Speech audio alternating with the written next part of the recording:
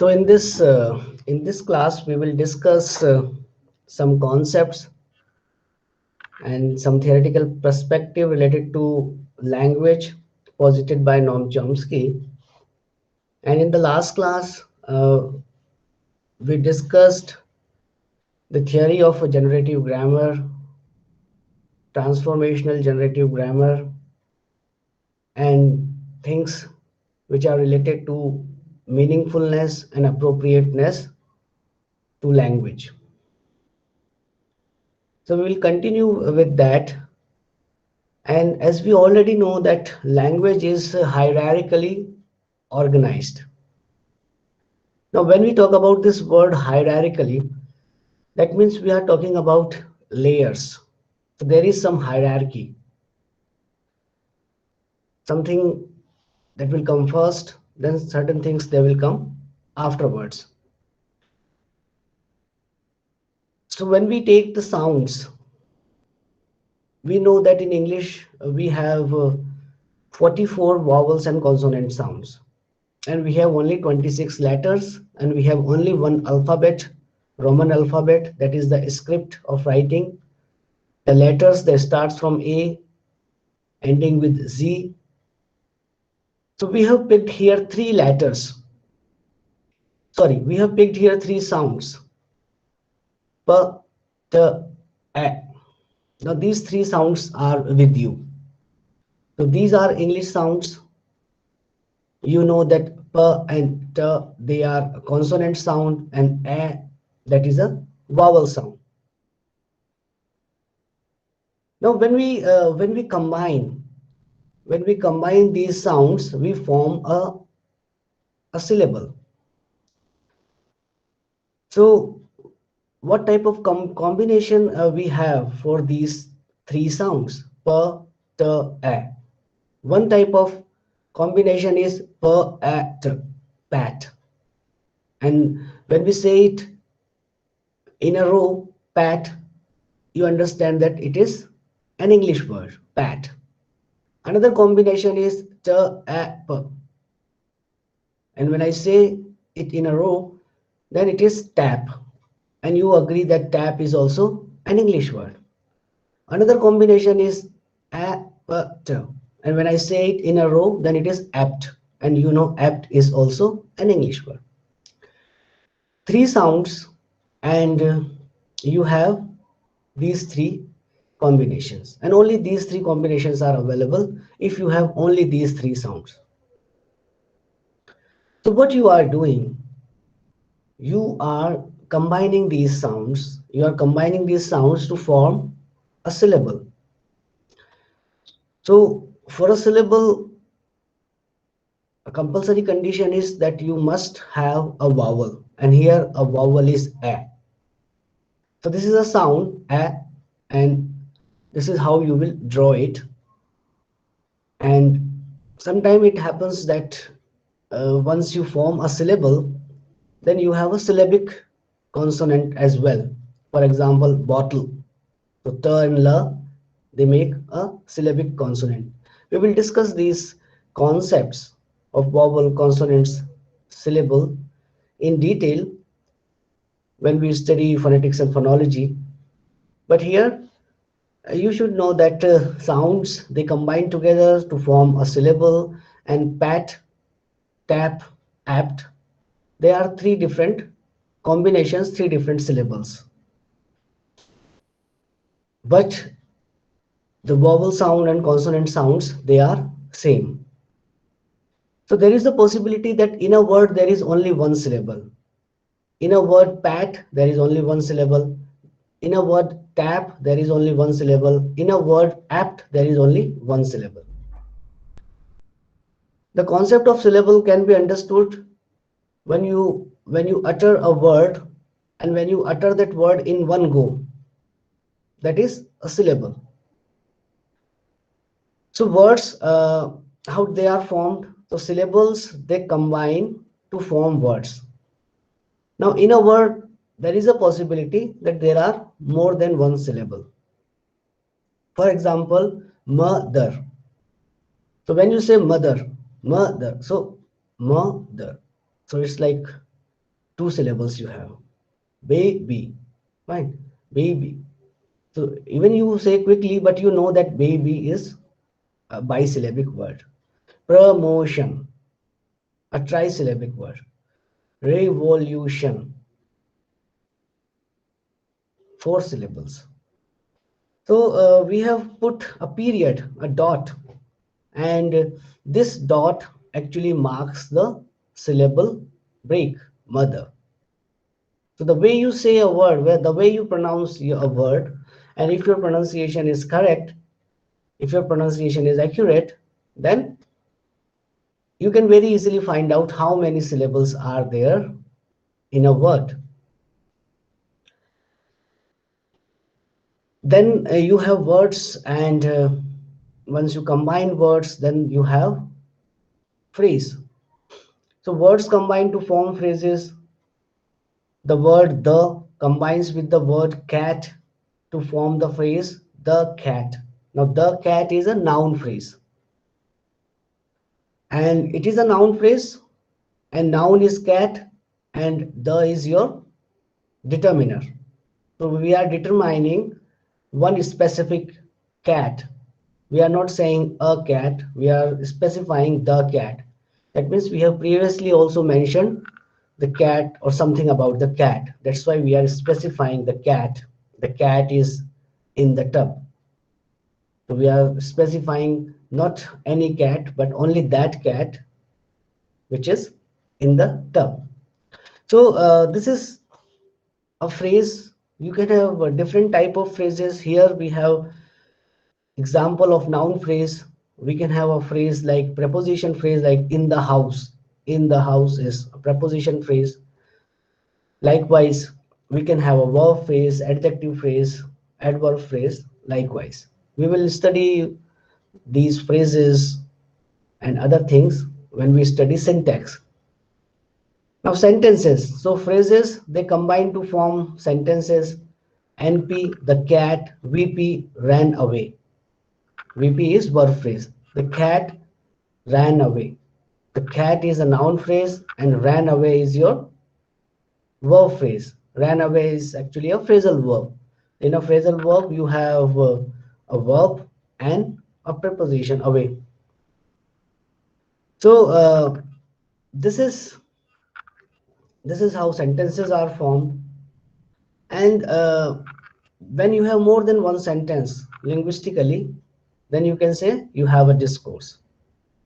So you have a sentence like the dog chased the cat, can combine the sentence he didn't catch it. So here we have used he for dog. Uh, that is also allowed, but generally it is used it. It didn't catch it. Like it we have used for cat. So similarly we can say it didn't catch it. So this is like and when I questions like who is he here, and then you will say who means the dog. And if I say who, then what is it here, then you will say the cat is it. That means these pronouns he and it, they are getting their meaning from the previous sentence. So he and it are anaphor, and anaphor, they are in search for their antecedent. Antecedent gives them the meaning. So for he, the dog is the antecedent. For it, cat is the antecedent. Now this what these two sentences are there, and you can even write them like this: the dog chased the cat, he didn't catch it. There is no problem in that. The dog chased the cat, but he didn't catch it. That is also quite okay. The dog chased the cat and he didn't catch it. Now the difference between these three is in the first one, because you have clear period, period means full stop. So you have two sentences, two separate sentences. But in 2 and 3, you are using connectives and but you are using, and you are making them one sentence. So when I say language is hierarchical, That means first sounds, they combine to form syllables. Syllables, they combine to form words. Words, they combine to form phrases. Phrases, they combine to form clauses or sentences. And then sentences, when they combine, then you have a discourse. So this is the meaning of the statement that language is hierarchically organized. So the minimal unit is sound. Individual sound segment is the minimal unit, the smallest unit. And the largest unit is discourse. Now this is not the case that only if you have two sentences then there is discourse. An entire novel can also considered as a discourse. So the minimum requirement linguistically for a discourse is that you have more than one sentence, because we know that, and more than one sentence when they are interdependent upon each other. So it's not the case the dog chased the cat is sentence one and sentence two is John loves Mary. So you will question that what is the relationship between the dog chased the cat and John loves Mary. If in literature you can say, oh, you are comparing John with dog and you are comparing Mary with cat. Do you want to say like that? So in literature, such type of interpretation is allowed. You can use animal metaphor for John and Mary, and chasing can be replaced by loves. In this particular case, any interpretation can be done. But the important thing is we are not taking into consideration that situation where any interpretation is valid, or you can interpret it anyway. We are we are we are taking into consideration normal situation where one sentence is dependent upon other sentence, and then we have this category discourse. So I hope now you understand what do we mean by that language is hierarchically organized. So it's like a very clear description that we start from the minimal, we start from the individual sound segment and we reach to discourse. So this is the understanding that you have. Now, when we are discussing Chomsky's syntactic structure published in 1957, we were looking at certain theoretical perspective and conceptual background posited by Noam Chomsky. Now here you have a cartoon of Noam Chomsky. Noam Chomsky is still alive. Lots of images of Noam Chomsky you will find on your Google app or website. But here the important thing is that Chomsky talks about two concepts: linguistic competence and linguistic performance. Now, linguistic is related to language. So we are talking about language competence and language performance. And we are using the word versus. That means they are not same. They are two different things. Now, what is linguistic competence? Linguistic competence is the system of linguistic knowledge possessed by native speakers of a language. You and I are native speakers of a language. My mother tongue is Hindi. There is a possibility that your mother tongue is Hindi, Dogri, Kashmiri, Bhadarwahi, Saraji, or any other, Punjabi. But at least you are a native speaker of a language.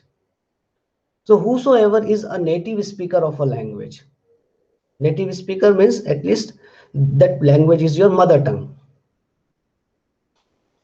Then you have a system developed in your mind for that language. What type of system is there? The system is that anything is said in that particular language, you understand. You can make new sentences infinitively in that particular language. That system is developed. So linguistic competence is the system of linguistic knowledge. You are a competent speaker. You can say anything. You can understand anything. You are quite comfortable. You need not to think in that particular language, and you can say. Particularly when it comes to second language or foreign language, generally you need to think about the grammar, you need to think about the pronunciation, you need to think about various other issues which are related to that particular language. But once you say that I am a competent speaker of a particular language, that means that language is that system has been developed in your mind, and you need not to think consciously when you speak in that particular language. Obviously, when you write something, then there is a possibility that you must think first and write, because speaking and writing, they are two different systems. And as Saussure, Ferdinand de Saussure talks about this in his A Course in General Linguistics in 1916 book, that speech is primary, writing secondary. So we are talking about primary thing. We are talking about speech when we take into consideration linguistic competence. And we have other supported arguments like Cummins talk about BICS and CALP. So BICS is related to your general communication skills, whereas CALP is related to your writing ability. So these two things are things are there. And when we talk about linguistic competence, we are talking about speech. Now, how this speech is different from linguistic performance? So a system is already there. You know a language, I also know a language. But do you think the way you use language is the same as I use the language, or is the similar? No. That is to say, a language system that we have, but how we use it, it is different. So we all have a system developed. We all are competent speakers, but the way we use determines our linguistic performance, the way a language system is used in communication. Now assume that there are 50 people sitting in a hall, and if I ask who will come on the stage and say something, how many of uh, out of them will initiate? Only one or two, because you know that though you have a system developed, but you have certain doubts about your performance. In an examination, the entire class writes the entire class writes the examination, but there is only one topper or two. So how does this happen? Because of performance. So linguistic performance, we talk about language performance. So system we all have, we all share a system, not only you and I, but millions of speakers, they have this language system. But how beautifully, how effectively they can use that system for communication, that is important, and that is different. So certain people are very confident, they are born speaker. When they speak, people listen, but not all. That means performance varies, and we find different types of performance, and we can grade that performance as well. So even in an examination, we don't check, we don't test competence. Generally, we test performance. So you have 3 hours time. There is a possibility that you know many things, but you have 3 hours time, and you need to perform only in that 3 hours. You don't have much time. So this is the concept Noam Chomsky talks about, that linguistic competence is a system of linguistic knowledge possessed by native speakers of a language. That means here we are talking about what all native speakers they possess. But when it comes to linguistic performance, it depends upon your usability, how you use it effectively. That matters a lot. So further, Noam Chomsky said, linguistic theory is concerned primarily with an ideal speaker listener. Now, who is an ideal speaker listener? Generally, you will not find an ideal speaker listener because we do not have a competition like who is an ideal speaker listener of a particular language. So it is a hypothetical situation that linguistic theory, for example, someone is giving a theory about a language, then when you posit certain principles, certain hypotheses, then you keep in mind a situation, one situation that if there is an ideal speaker listener in a completely homogeneous speech community. Homo means same kind speech community. We are not actually living in a homogeneous speech community. For example, Hindi, Dogri, and let's say English language. But I know, let's say, Hindi, Kashmiri, and English language. So it is not same kind speech community. There is a possibility that my speaking skills they are advanced.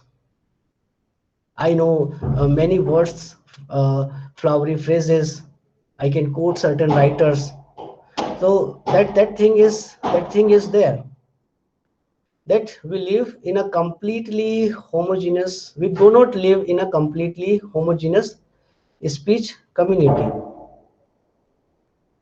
Who knows its language perfectly and is unaffected by such grammatically irrelevant condition as memory limitations, distraction, shifts of attention and interest, and errors, random or characteristic, in applying his knowledge of uh, of this language in actual performance. So we know that we all have memory span. We can forget certain things. We have these limitations. We have shifts of attention. We have different type of interest, and sometimes we may mispronounce a word. Sometimes we may write ungrammatical.